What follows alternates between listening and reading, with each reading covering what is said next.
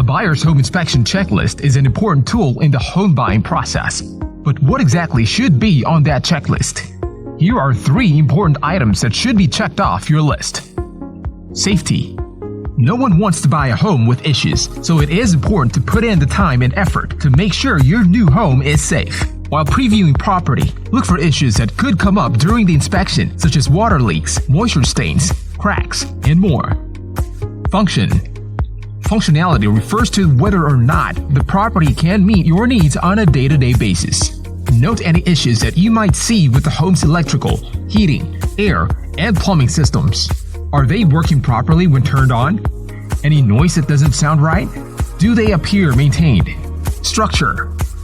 One important part of a home inspection is the structural integrity of the property. This allows the home buyer to make informed decisions about what might need to be fixed before they move in. Look for any indication of roofing or attic issues, cracks or displacement in the foundation, poor drainage system, and other issues that can trigger structural damage. With this list, you can check off these important items on your checklist. You can be confident that you are getting a wonderful new home. Our team of experts can help check these items off your list.